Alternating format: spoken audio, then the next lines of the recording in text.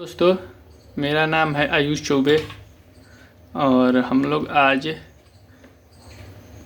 भूगोल geography subject पढ़ेंगे, जिसमें हम लोग भूगोल पढ़ते हैं। पहले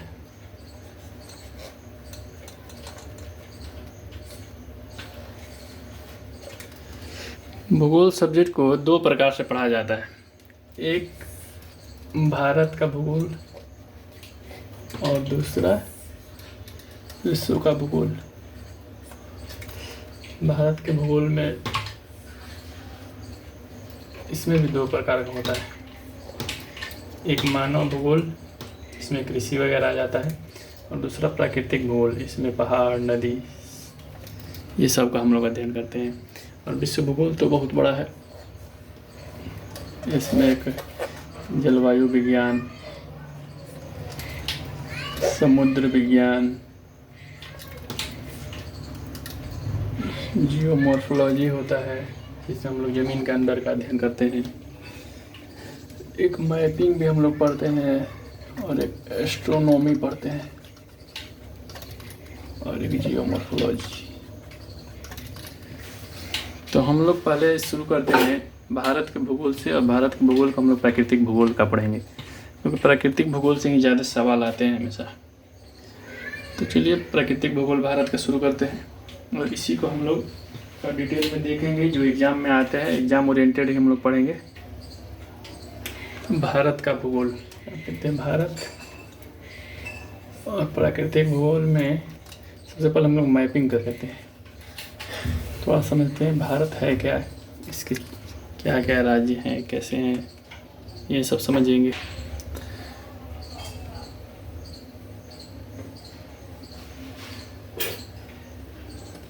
सबसे पहले यहाँ पर हम लोग भारत का चित्र बना लेते हैं एक।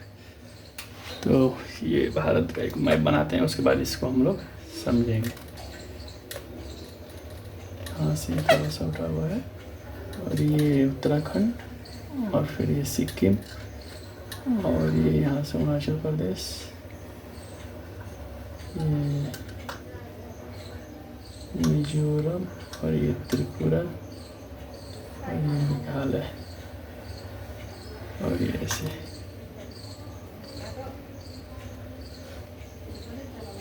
ये राजस्थान, और ये गुजरात, इसका ऐसे मिला देते हैं।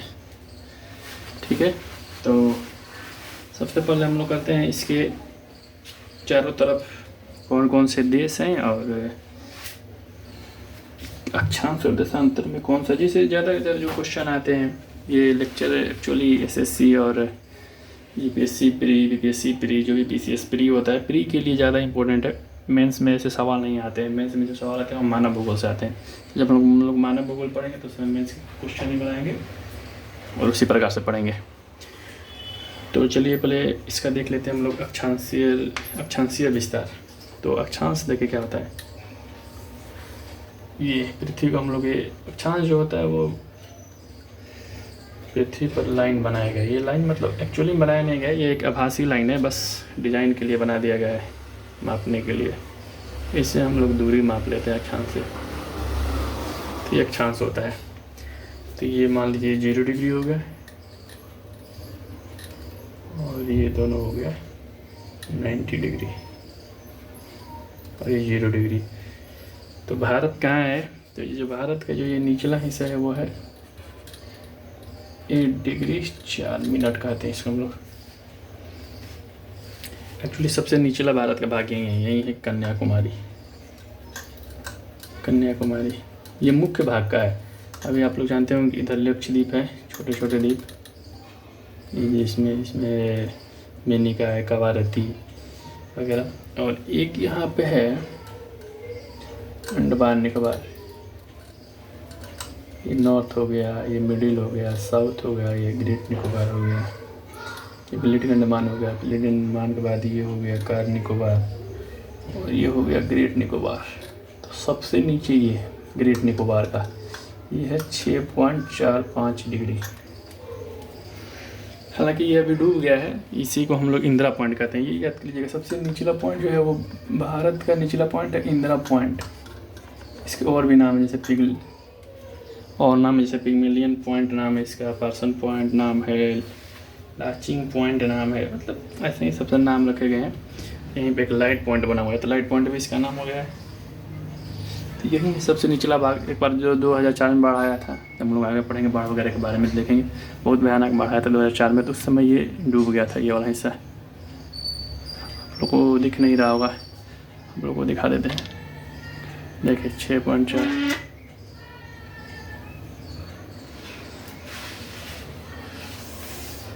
तो ये हो गया सबसे निचला पॉइंट। और सबसे जो ऊपरा पॉइंट है वो है यहाँ वाला पॉइंट, 37 डिग्री 6 मिनट।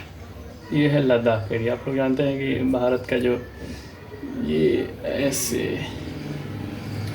बंटवारा हो गया, ये हो गया जम्मू कश्मीर, यहाँ पर मान लीजिए ये हिमाचल प्रदेश, और ये उत्तराखंड का एरिया हो गया, ये पंजाब हो गया, और ये हरियाणा और दिल्ली हो गया। ठीक है। हालांकि ये जो 37 डिग्री 6 मिनट है वो उसमें, देखिए मैं चित्र बना रहा हूँ, मैं यहाँ पर पीओके का भी चित्र बना देता हूँ। तो ये है पीओके, ये 37 डिग्री है तो वो पीओके में आता है, लेकिन एक्चुअली भारत अपना मानता है तो इसको भारत का हिस्सा समझेंगे। और इस जगह को बोलते हैं हम लोग इंदिरा काल। इंदिरा काल जो इंदिरा पॉइंट नाम है वो तो इंदिरा गांधी के नाम पे, लेकिन इंदिरा काल नाम है वो इनके नाम पे नहीं है, वो देवी लक्ष्मी के नाम पे इंदिरा काल। लक्ष्मी जी को भी इंदिरा बोला जाता है। और जैसे आप लोग जानते हैं ये हो गया पीओके, ये वाला जो भाग हो गया वो हो गया अक्साई चीन। ये जो रेखा है इसको बोलते हैं एलओसी, लाइन ऑफ कंट्रोल, और ये है LAC, line of actual control, ये वाला। और सियाचिन यहीं पे, जो आप लोगों ने सुना होगा युद्ध होता है सियाचिन का, तो वो वहीं पे है। और यहाँ का जो एक क्षेत्र है, यहाँ से पाकिस्तान ने दे दिया है चीन को। अभी समझेंगे हम लोग, जब मैपिंग करेंगे पास में कौन से देश हैं, तो उस समय हम इस चीज़ को अच्छे से समझेंगे, कौन सा भाग किसके पास है, कहाँ से कौन सा देश आता है। तो ये हो गया अक्षांश। और देखिए एक और होता है देशांतर। ये देशांतर हो गया। देशांतर का एक्चुअली कैसे होता है, ऐसे ऐसे ऐसे ऐसे, ये देशांतर है। ये जाके यहाँ बीच में चौड़ा होता है और जाके लास्ट में ऐसे सट जाता है। अक्षांश देशांतर हम लोग वर्ल्ड ज्योग्राफी में पढ़ेंगे तो वहाँ डिटेल समझेंगे। तो ऐसे होता है जो देशांतर रहता है। इसका एक्चुअली काम होता है टाइम बताता है ये कि किसी देश में क्या समय हो रहा है। इसी में आप लोग देखेंगे कि हम लोग पढ़ते हैं कि यहाँ पे भारत है, भारत एक्चुअली देखो यहाँ पे है, और अमेरिका ये इस साइड है, मतलब भारत के पीछे है, दिखाने के लिए हमने बता दिया। तो होता है कि दिन अमेरिका में, भारत में दिन है तो वहाँ रात है, तो ये इसी के चलते, इसमें टाइम के चलते हम लोग मान लेते हैं। जैसे ये जो बीच वाला जो रेखा है 0 डिग्री, वो यूके के ग्रीनविच से ज़्यादा है, जहाँ पे जब वहीं पे बैठ कर उन लोगों ने ये टाइम देशांतर रेखा बनाया था। तो यहाँ से भारत की दूरी 5.5 घंटा है। तो टाइम के हिसाब से हम लोग का मानक समय अभी हम बनाएंगे मैप में, तो उसको समझेंगे। तो देशांतर में क्या है कि ये जो है पूर्वी देशांतर वो है 68 डिग्री 7 मिनट, ठीक। और ये पश्चिमी जो देशांतर है वो 97 डिग्री 25 मिनट, ठीक है। तो ये सवाल आते हैं। जो 68 डिग्री जो शांत है इसको हम लोग बोलते हैं गौर माता। ये इसको गुहार माता भी कहा जाता है। मतलब आप मिला लीजिएगा, ये जो है वो कच्छ है, गुजरात का कच्छ यहाँ पे है। ये दलदली जगह है, यहाँ पे आप जा नहीं सकते हैं। एक्चुअली यहाँ क्या था कि ये एक द्वीप था सर्किक वाला, ये अलग था, लेकिन ये जो यहाँ से सिंधु नदी आएगा, जो नदी तंत्र देखेंगे तो वो इसको भर के और दलदली बना दिया। बाद में ये डेल्टा बन जाएगा और कंप्लीट हो जाएगा, तो अभी बहुत समय लगेगा उसमें। तो ये दलदली जगह है कच्छ वाला। और जो ये है अरुणाचल प्रदेश। यहाँ आप लोग देखेंगे ये अरुणाचल प्रदेश। और अरुणाचल प्रदेश का एक जगह है किबुथु।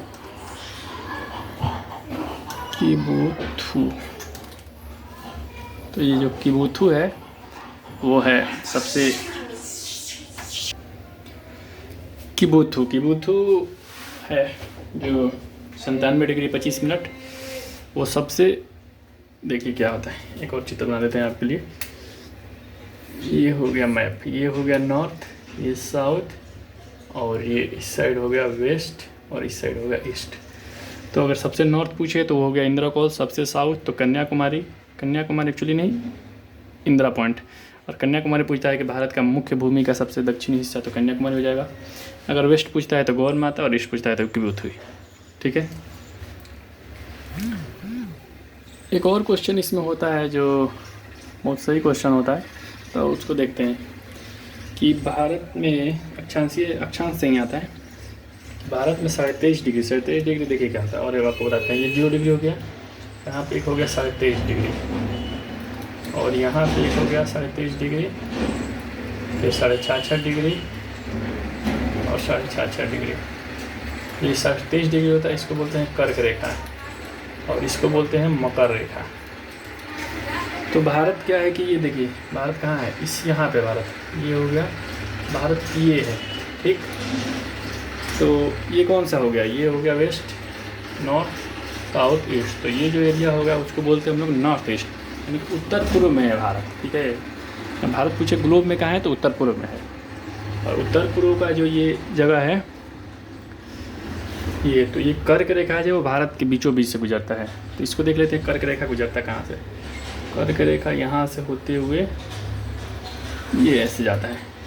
तो सवाल इस पे क्या आता है कि कर्क रेखा से कितने राज्य गुजरते हैं। तो ये हो गया गुजरात गुजरता है, यहाँ राजस्थान का थोड़ा सा एरिया गुजरता है कर्क रेखा से, और फिर अगर राजस्थान के बाद ये एमपी हो गया, तो एमपी गुजरता है पूरा।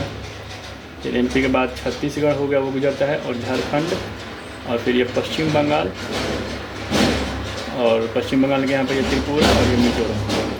तो कितने राज्य हो गए, गुजरात 1, गुजरात 2, 3, 4, 5, 6, 7, 8। तो 8 राज्यों में वो गुजरते हैं कर्क रेखा से होके। तो ये सवाल, और एक सवाल जो आता है जो हमने टाइम वाला बताया था कि टाइम कैसे निकालते हैं, तो पूछता है कि भारत का जो मानक समय रेखा है, ये देखिए ये भारत का मानक समय रेखा हो गया। ठीक, ये है 22.5 degree, 82 degree, 82 degree. North east हो गया, तो ईस्ट ही बोलते हैं इसको। 82 डिग्री, ये जो मतलब एक्चुअली ये लाइन जो लिया गया वो लिया गया है प्रयागराज जो नैनी है या मिर्ज़ापुर जो ज़िला है वहाँ से लिया गया है। तो इससे देख लेते हैं कि इससे कितने राज्य गुजरते हैं। तो इससे गुजरते हैं 5 राज्य। 5 राज्य में है ये यूपी क्योंकि ये प्रयागराज तो यूपी में ही है, यूपी। फिर ये एमपी का ये एक स्थान गुजरता है, और ये छत्तीसगढ़ का, तो एमपी, छत्तीसगढ़। ठीक, और छत्तीसगढ़, ये उड़ीसा भी थोड़ा सा इसे बड़ा में है, तो ये उड़ीसा हो जाएगा, और तीसरा गुजरेगा आंध्र प्रदेश। तो 5 राज्य इससे गुजरते हैं। ठीक है, तो ये हो गया 2 सवाल। और एक और सवाल देख लेते हैं कि ये कितनी दूरी है। जैसे ये नॉर्थ साउथ हो गया ना, यहाँ से ये नॉर्थ हो गया और ये सीधा साउथ। ठीक, और ये ईस्ट और ये वेस्ट पूरा। तो इससे भी सवाल आते हैं कि दोनों के बीच की दूरी कितनी है। तो जो नॉर्थ और ईस्ट का जो दूरी है, वो दूरी है, नॉर्थ और ईस्ट की दूरी जो है वो है 3214 किलोमीटर, और ये जो दूरी है वो है 2933 किलोमीटर। तो ये सवाल आते हैं, इसको भी देख लीजिए। मतलब एक्चुअली 3214 भी आ सकता है, 3200 कह सकते हैं कि कितना है, तो 3200 आप कर देंगे। और उसका है ये इस प्रकार। थोड़ा सा और फैक्ट देख लेते हैं। जैसे ये पूरा जो क्षेत्रफल है, ये क्षेत्रफल कितना है भारत का। भारत की क्षेत्रफल, जनसंख्या एक्चुअली 121 करोड़ है, वो 2011 के हिसाब से। अभी तो आप लोग सुने हुए 140 करोड़, मोदी जी जो 15 अगस्त से देते हैं 140 करोड़ देश, तो 140 करोड़ नहीं है अभी, लेकिन नया जब सेंसस आएगा तो पता चलेगा। लेकिन एक्चुअली हम लोग 2011 का ही सेंसस लेंगे, और कहीं भी सवाल आएगा तो आप लोग यही वाला डालिएगा, 121 करोड़ 2011 वाला ही। तो भारत का जो क्षेत्रफल है वो है 32 लाख किलोमीटर। तो 32 लाख किलोमीटर में थोड़ा सा फैक्ट रहते हैं, 32,87,263 किलोमीटर स्क्वायर, यानी 32,87,263 किलोमीटर स्क्वायर है भारत का कुल क्षेत्रफल। जो विश्व जो जैसे पूरा जो विश्व है उसके क्षेत्रफल का 2.42% है। ठीक, और इसका जो जनसंख्या है 121 करोड़ है, और ये जनसंख्या कितने 17.5%, देखिए 2.42% है केवल क्षेत्रफल, और जनसंख्या इतना ज़्यादा है भारत में। क्षेत्रफल के मामले में भारत आता है 7वें स्थान पर, लेकिन जनसंख्या के मामले में भारत आता है पहले दूसरे स्थान पे था, अब इसको पहले स्थान पे। एग्जाम में आएगा तब पहला ही कीजिएगा, क्योंकि एक्चुअली यूएन ने भी प्रूव कर दिया, भारत ने भी ये प्रूव कर दिया है कि हाँ फर्स्ट ही है। चीन अब पीछे हो गया है, खुशी की बात है। तो ये हो गया। चलिए फिर और कुछ और फैक्ट देख लेते हैं। जैसे ये हो गया उत्तरी, दक्षिणी, पश्चिमी और पूर्वी। तो एक मध्य भाग भी होगा, तो मध्य भाग बोलते हैं हम लोग नागपुर को। नागपुर का एक महाराष्ट्र जगह है वहाँ को, मतलब महाराष्ट्र में एक नागपुर जगह है एक्चुअली। तो जो नागपुर है वो हो गया मध्य भाग। यहीं पे 0 माइल पत्थर बनाया हुआ है, घोड़ा 4 घोड़े हैं ऐसे बनाए गए, मतलब बनाया ही गया वहाँ पे, वो मध्य जगह है। तो एक और सवाल आएगा कि भाई गहरा जगह कौन सा है, तो सबसे गहरा जगह यहाँ पर केरल में कुट्टानाड जगह। एक्चुअली यहाँ बहुत ज़्यादा धान होता है, धान का इसको कटोरा बोला जाता है। और धान का ही कटोरा नहीं बोला जाता है इसको, मतलब यहाँ पर सतत कृषि होती है। सतत कृषि क्या होती है आगे हम लोग समझेंगे इसको भी। सतत कृषि में एक्चुअली उर्वरक का कम प्रयोग किया जाता है, जो रासायनिक उर्वरक होते हैं, और पुरानी पद्धति को ही ज़्यादातर यूज किया जाता है ताकि भोजन में ज़्यादा मिलावट ना हो। तो ये हो गया। और इसकी गहराई जो है 2 से 4 मीटर तक गहरा है। समझिए, मीटर को फीट में कैसे बदला जाता है आप लोग समझ जानते ही होंगे। तो ये जो है वो 8 डिग्री 4 मिनट। तो यहाँ पे 0 डिग्री होगा। 0 डिग्री से जो इसकी दूरी है वो है 876 किलोमीटर। यहीं पे श्रीलंका भी है, ठीक है। एक्चुअली श्रीलंका भी 0 डिग्री से नहीं जाता है, श्रीलंका भी 0 डिग्री से ऊपर ही है। तो 0 डिग्री से 876 किलोमीटर ये है। तो ये सब इस मैप से फैक्ट हो गए, और कुछ फैक्ट होंगे तो हम जोड़ देते हैं। जैसे भारत अगर 7वें स्थान पे है क्षेत्रफल में, तो आगे कौन से हैं, तो पहले पर रूस आता है। रूस के बाद कनाडा, जिसके साथ अभी भारत का झगड़ा ही जैसा चीज़ चल रहा है। उसके बाद चीन, चीन के बाद यूएसए, यूएसए के बाद ब्राज़ील, और ब्राज़ील के बाद ऑस्ट्रेलिया, और उसके बाद 7वां। इसके बाद अगर पूछता है कि इसके बाद कौन सा है, तो इसके बाद है अर्जेंटीना। भारत के बाद अर्जेंटीना, कजाकिस्तान और अल्जीरिया। बस इतना इम्पोर्टेंट नहीं है, शुरू के 3-4 काफ़ी है। तो ये हो गया क्वेश्चन इससे। और ये बड़े देश हो गए, तो छोटे देश भी देख लेते हैं। जो छोटे देश हैं उसमें सबसे छोटा देश है Vatican city. Vatican city actually देश ही है, वहाँ पर 1000 लोग हैं। जो इटली है, इटली का रोम के पास ही है, मतलब रोम में ही है। उसको इसलिए बनाया गया क्योंकि वहीं पे जो था वो पोप वाला, जो आप लोग सुनते हैं कि पोप ने ये कह दिया वो कह दिया, वो ईसाइयों का धर्मगुरु है। तो उन्हीं का वो देश है, उनको इज्जत देने के लिए ईसाइयों ने बना दिया। वो वहाँ पे हो गया। और उसके बाद है मोनेको भी वहीं पास में ही है वो भी। और एक नौरू है 3 नंबर। नौरू आता है इस साइड, एशिया में आता है। एशिया का ऑस्ट्रेलिया के पास है। सबसे मोटा देश, फैटेस्ट देश। बहुत बेचारे की स्थिति ख़राब है। पहले बहुत ज़्यादा धनी हुआ करता था, लेकिन वहीं संसाधनों को सही से नहीं किया, और आज गरीब तो नहीं कहेंगे पर प्रॉब्लम तो है ही वहाँ पे। थोड़ा सा इसको देख लेते हैं। जैसे ये इसको कैसे बढ़ा, ये हो गया नॉर्थ अंडमान। नॉर्थ अंडमान के बाद ये मिडिल वाला हो गया, ये साउथ अंडमान, और ये छोटा है सबसे, तो इसको लिटिल अंडमान कहते हैं। फिर यहाँ पे निकोबार आ जाता है। अंडमान और निकोबार आप लोग सुनेंगे। और यहाँ पे ये 10 डिग्री चैनल है। ये 10 डिग्री, 8 डिग्री वाला ही 10 डिग्री है। एक्चुअली ये जो डिग्री जो बनाया गया वो इसी के लिए बनाया गया ताकि दूरी को माप सके। जैसे यहाँ पे जो लक्षद्वीप है, देखिए ये लक्षद्वीप हो गया, और यहाँ पे ये मालदीव वगैरह है। तो जो मालदीव से जो हम लोग का है वहाँ पे ये 8 डिग्री से, और ये 9 डिग्री, 8 डिग्री जो होता है वो मालदीव से मिली की है।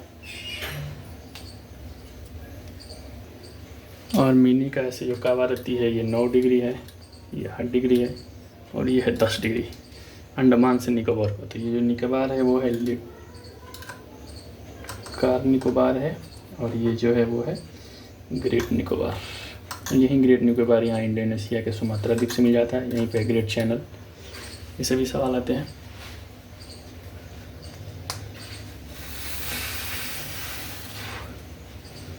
तो ये सब हो गए सारे फैक्ट। आप लोग जानते ही हैं भारत में 28 राज्य हैं, 8 यूटी हैं। ये 8,000वां यूटी कब हुआ था? 26 जनवरी 2020। पहले 9 थे, 9 क्या थे एक्चुअली, 7 ही थे। ये 28वां स्टेट बना था जब ये अक्टूबर में 31 अक्टूबर 2019 को जब जम्मू कश्मीर और लद्दाख अलग होकर यूटी बन गया तो 9 यूटी हो गए थे। फिर 2020 में 26 जनवरी 2020 को दादर नगर हवेली यहाँ पे है और दमन दीव दोनों को मिला के एक यूटी बना दिया गया। तो अब 8 यूटी है, 28 स्टेट है। और जो गांव है वो है 6,40,932। ये 2011 का सेंसस है। तो ये हो गया भारत के बारे में।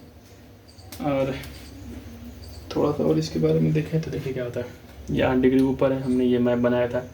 तो ये है उत्तर, ये नॉर्थ हो गया और ये हो गया पूर्व। तो यानी उत्तर पूर्व में भारत है, ठीक।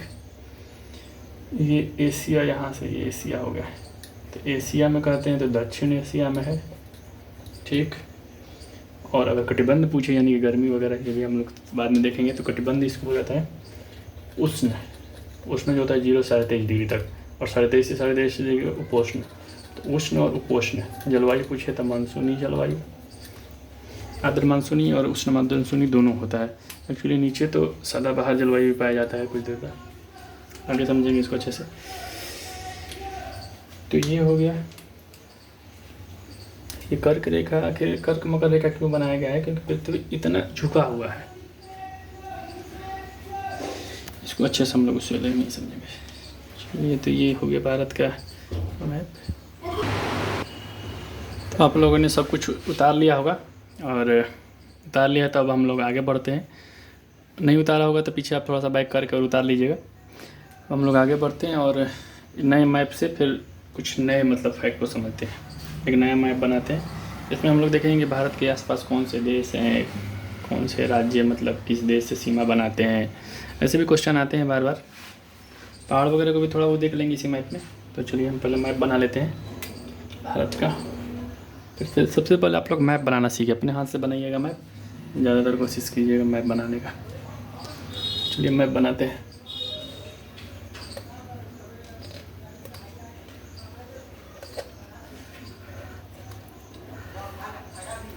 छोटा सा मैप है, इसको थोड़ा सा बड़ा करते हैं, एक सेकंड।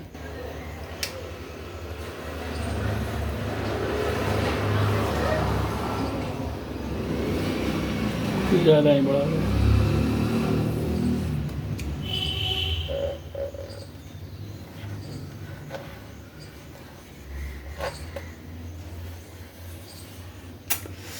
बहुत बेकार हो गया, इसको फिर से। एक्चुअली मैप उतना सही तो है नहीं, पर फिर भी ठीक है समझने के लिए। तो चलिए देश बनाते हैं, जो जो देश भारत से सकते हैं। तो यहाँ से ये पाकिस्तान थोड़ा सा यहाँ से उठा हुआ है, और ये जाके गुजरात में सट गया, ठीक। यहाँ से एक्चुअली आप लोग को शायद नहीं पता होगा, यहाँ से अफ़गानिस्तान भी निकलता है, और ये थोड़ा सा यहाँ फैला हुआ है और यहाँ पे जाके ख़त्म हो जाता है। बाकी इधर ईरान है, ईरान थोड़ा सा लंबा जाकर इधर से ईरान से पाकिस्तान में, भारत में नहीं सकता ईरान। और बाकी ये चीन, चीन ये ऊपर से चला जाएगा।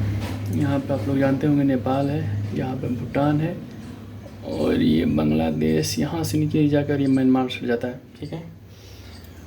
और ये जो म्यांमार है वो थोड़ा नीचे से चालू होते हुए यहाँ पे थोड़ा सा फैला हुआ है, और यहाँ से जाके फिर यहाँ से नीचे से म्यांमार आता है, ठीक है।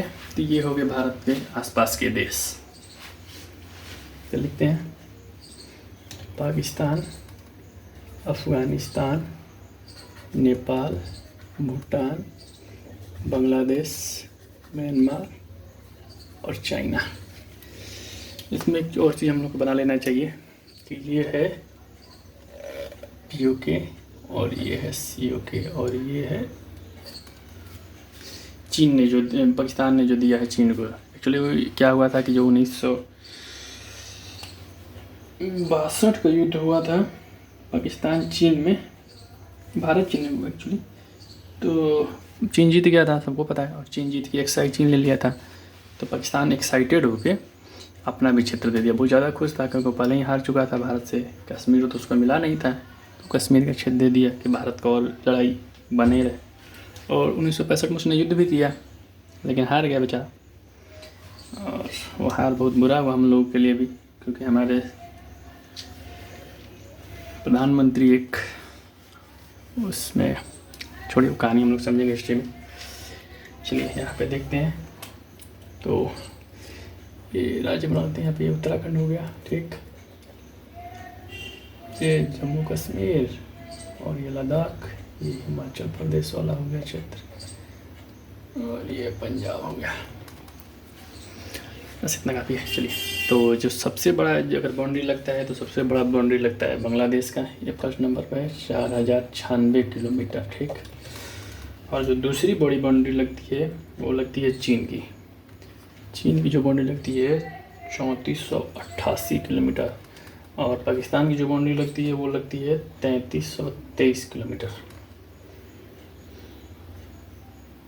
हम लोग का अफ़गानिस्तान से ही बाउंड्री लगता है लेकिन 106 किलोमीटर का है, लेकिन ये जो है वो पीओके में लगता है, पीओके से। अगर जब भारत पीओके कब्जा लेगा, जो हमेशा बीजेपी चुनाव जीतने के लिए प्रयोग करती है, तो शायद हम लोग का बाउंड्री अफ़गानिस्तान से लगने लगे, जो भारत के लिए बहुत बड़ी जीत होगी। और तीसरे नंबर पाकिस्तान, चौथे नंबर पर फिर से नेपाल आता है 1751, और पाँचवें नंबर पर म्यांमार 1643, और छठे नंबर पर बांग्लादेश है। ये बांग्लादेश है, भूटान 699। एक्चुअली सवाल ऐसे आते हैं कि इसको सही क्रम में सजाइए कि कितनी किससे ज़्यादा बाउंड्री लगती है भारत की, तो इससे सवाल में आप इस प्रकार उसको हल कर सकते हैं। तो पहले हो गया बांग्लादेश, फिर चीन, पाकिस्तान, नेपाल, म्यांमार, और ये यहाँ पे कुछ और सवाल आते हैं, जैसे ये जो वेस्ट बंगाल है, यहाँ पे ये वेस्ट बंगाल यहाँ से चालू हो के और ये ऐसे होते हुए यहाँ पे पतला है और यहाँ पे चौड़ा है, और फिर बाकी ये असम है। असम यहाँ से ये थोड़ा सा अंदर भी है, और यहाँ पे ये मेघालय हो गया। जो बांग्लादेश होता है वो 3 देश से लगता है, नेपाल, भूटान और इससे बांग्लादेश से वेस्ट बंगाल। असम भी 2 देश से लगता है। और एक और सवाल आता है, जो त्रिपुरा है उसका ये तीनों तरफ से बांग्लादेश से घिरा हुआ है, दूसरे देश से। पहले ये देख लेते हैं कि कितने जो राज्य हैं उनके 3-3 देशों के साथ लगते हैं। तो ये सिक्किम है, इसका भी 3 देश, 1 2 3, तो यहाँ पर लिख देते हैं सिक्किम। वेस्ट बंगाल हो गया। ये लद्दाख जो है इसका भी लगता है, अफ़गानिस्तान, पाकिस्तान और चीन। तो तीसरा हो गया लद्दाख, ठीक। तो ये और एक और है, ये अरुणाचल प्रदेश, म्यांमार, भूटान और चीन, एपी। तो ये 4 जो देश हैं इनकी बाउंड्री कितने देश से लगती है? 3-3 देश से, ठीक। ऐसे भी है जिनकी 2-2 देश से के साथ लगती हैं, जिसमें है असम, ठीक। यहाँ पे असम इससे और भूटान से, ये उत्तराखंड इससे और इससे, असम लिख के, और एक मिजोरम, मिजोरम ये है इससे और इससे, ठीक है। तो बस 3 ही देश हैं, 3 ही राज्य हैं जिनको 2 देशों से लगती हैं, और 4 राज्यों को 3 देश से लगती हैं। एक्चुअली अगर आपसे पूछे कि सबसे ज़्यादा किस राज्य की सीमा विदेशों से लगती है, तो वो है वेस्ट बंगाल। लगभग 2216 किलोमीटर का एरिया इसका ये वेस्ट बंगाल के साथ, मतलब बांग्लादेश के साथ लगता है। तो ये हो गया इसका सीमा। और हम लोग देख लेते हैं कि सीमा का नाम क्या है। तो जो ये पाकिस्तान का बाउंड्री और ये बाउंड्री बांग्लादेश का, इसको बोलते हैं रेड क्लिफ। क्या हुआ था कि जब देश आज़ाद हो रहा था तो सर रेड क्लिफ की अध्यक्षता में बनाया गया था समिति कि बाउंड्री का निर्धारण करना है, और उनको उतना ज़्यादा ज्ञान नहीं था, बस टेबल पर रखें और मैप बना दिए थे। इसके चलते बाद में भी युद्ध होता ही रहा। और यहाँ पे एक है ऐसे सवाल पूछा जाता है, 24 डिग्री समानांतर रेखा। तो पूछेगा 24 डिग्री समानांतर रेखा किस 2 देशों के बीच है? तो भारत और पाकिस्तान। यहाँ पर गुजरात में क्या हुआ था कि यहाँ पर हमने बताया था आपको, यहाँ पर कच्छ का रण है, दलदली भूमि है, तो यहाँ पर कोई लेना नहीं, मतलब कोई रहता नहीं है, अगर कोई रहता तो आप बाउंड्री निर्धारण करते, तो कोई था नहीं, तो बस 24 डिग्री का यहाँ पर समानांतर रेखा खींच दिया गया और बता दिया कि ये आपका उसका उत्तर का आपका हो गया, दक्षिण का भारत का हो गया। एक यहाँ पे भी है जो पूछा जाता है जीरो लाइन, त्रिपुरा और बांग्लादेश में। क्या होता है कि बांग्लादेश के लोग बहुत ज़्यादा भारत में घुस जाते हैं इलीगली, क्योंकि वहाँ पर उनको ज़्यादा रोज़गार वगैरह का अवसर है नहीं, तो भारत में इलीगली घुसते हैं। तो उसको रोकने के लिए यहाँ पर फेंसिंग वगैरह, कांटा वगैरह लगा के और बनाया गया है। तो एक ये हो गया शून्य रेखा, और आप लोग को ये पता ही है कि ये भी रेखा है, इसको भी LOC ही बोला जाता है, लाइन ऑफ कंट्रोल, और LAC line of actual control. ये एक सीज फायर लाइन है, इसके आगे मतलब न पाकिस्तान की सेना आ सकता है, न भारत का सेना जा सकता है। वो चीन के लिए है और वो हमेशा चीन इसमें घुसते ही रहता है। और जो है, जो चीन के साथ जो बाउंड्री पूछा जाता है वो है मैकमोहन रेखा। मैकमोहन रेखा भारत और चीन के बीच बाउंड्री बनाता है। चीन के बस केवल देखिए, उत्तर में तो ये LAC बाउंड्री बना दिया, लेकिन अरुणाचल प्रदेश में जो होता है वो केवल मैकमोहन रेखा बनाता है। और जो मैकमोहन रेखा जो बना था, ये भी विवाद का विषय है। 1914 में बना था, और 1914 में भी चीन नहीं बना था, उस समय तिब्बत ही आज़ाद था। तिब्बत को उसने 1957 और 1959 इस समय कब्जा किया, और इसी के चलते 1962 का युद्ध देखेंगे तो उसमें एक ये भी कारण था, तिब्बत पे कब्जा हो गया और दलाई लामा भारत आ गए थे। तो 1914 में बना था, हेनरी मैकमोहन द्वारा बनाया गया था रेखा, और उस समय भी तिब्बत पुलिस और ब्रिटिश ने बनवाया था। तो चीन आज बोलता है कि हम इसको नहीं मानते हैं, और वो बोलता है कि वो तिब्बत का ही, जो अरुणाचल प्रदेश है वो तिब्बत का ही हिस्सा है, और हम लोग इस पर कब्जा करेंगे। वहाँ पे आप लोग देखेंगे स्टेबल वीज़ा देता है, वहाँ के लोगों को अपना ही मानता है। तो वही विवाद है।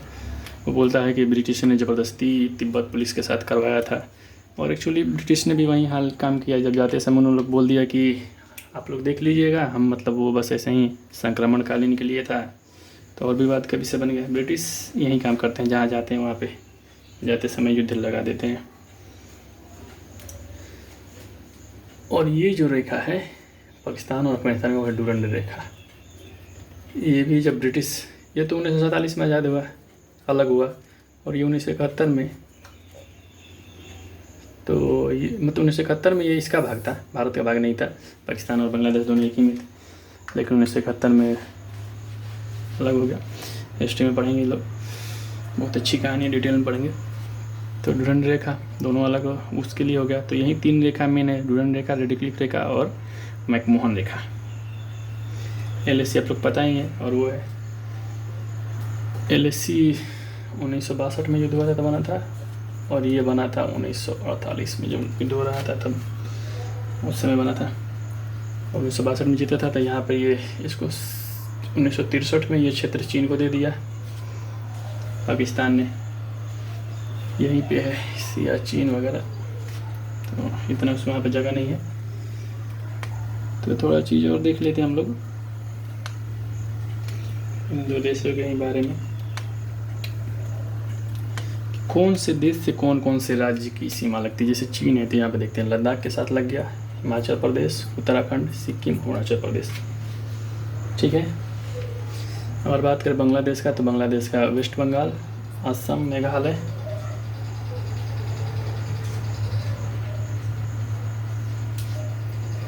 त्रिपुरा और मिजोरम, ठीक।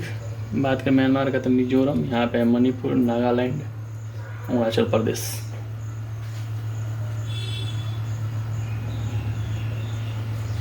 ठीक है। पाकिस्तान के साथ हो जानी है गुजरात, राजस्थान, पंजाब, जम्मू कश्मीर, और लद्दाख भी लगता है, वो गिलगिट बल्चिस्तान वाला सेट ये है। और ये भी बना देते हैं फिर साथ में यहाँ पे, ये देखिए यहाँ पे है ये वाला, जिसको ये खाड़ी हो गया है उसको बोलते हैं मन्नार की खाड़ी, ठीक है। और ये जो है ये वाला रास्ता, इसको बोलते हैं पाक स्ट्रेट, और इसको बोलते हैं पाक की खाड़ी, ठीक है। यहाँ पे है ये पंबन द्वीप, और पंबन द्वीप पे ही है रामेश्वर मंदिर। तो अगर पूछे कि कौन सा मतलब द्वीप अलग करता है, पंबन द्वीप, कौन सा स्टेट अलग करता है, तो पाक स्टेट, और दोनों के बीच कौन सी खाड़ी है, तो ये है, ठीक है। और इस चैनल को बोलते हैं पंबन चैनल, तो यही है पुंबल चैनल पाक स्टेट और मनाली का, इसमें से कोई आएगा ऑप्शन, तीनों तो नहीं आएगा, तो आप लोग को कर देना है। तो ये जो भारत की जो स्थलीय सीमा है वो है 15,106 किलोमीटर, ठीक। और जो जलीय सीमा है वो 7,516 किलोमीटर, इसमें से 6100 जो है वो मेनलैंड है और बाकी जो है 1400 वो है यहाँ पर अंडमान निकोबार, ये लक्षद्वीप का। थोड़ा बहुत खाड़ी के देख लेते हैं। तो ये वाला जो एरिया इसको बोलते हैं कच्छ की खाड़ी, इसको बोलते हैं खंभात की खाड़ी। यहाँ पे है चिल्का झील, यहाँ पे है पुलिकाट झील। पुलिकाट झील है जो है वो आंध्र प्रदेश में है और चिल्का झील जो है वो है उड़ीसा में, ठीक है। तो जो श्रीलंका से जो अलग करता है वो हो गया पाक जल मरुमध्य, और इंडोनेशिया से हमने बताया ही था, यहाँ पे इंडोनेशिया का सुमात्रा द्वीप है, ये यहाँ पर ये है ग्रेट निकोबार, और दोनों को अलग करता है ग्रेट चैनल, ठीक है। और मालदीव यहाँ पे देश है, जब बाउंड्री लगता है तो मालदीव को यहाँ पे मिनिकाय है, इसको 8 डिग्री से अलग करता है, और मिनिकाय से क्या रहती है बीच में 9 डिग्री, यहाँ पे हम बताते हैं अंडमान और निकोबार के बीच में 10 डिग्री। तो जो भी देश हैं ये देखिए कितने देश हो गए, 1 2 3 4 5 6 देश का स्थलीय सीमा लगता है, जलीय सीमा 1 2 3, तो कुल मिला के 9 देश के साथ भारत की सीमा। एक्चुअली अफगानिस्तान भी है तो 10 हो जाएगा, 7 मान लेते हैं स्थलीय और 3 ये 10। तो थैंक यू फ्रेंड्स, वीडियो को अब ख़त्म करते हैं। अब नेक्स्ट पार्ट में देखेंगे आगे भारत का जो भौतिक भूगोल को हमारे पढ़ेंगे, जिसमें ये यहाँ पे जो भी हिमालय पहाड़ है, बाद में फिर नीचे की जो पहाड़ियाँ हैं, पठार वगैरह सब पढ़ेंगे, फिर बाद में नदी वगैरह सब पढ़ेंगे, तो बहुत लंबा भी वीडियो हो जाएगा, तो इसीलिए अब अगले पार्ट में बनाते हैं। Thank you.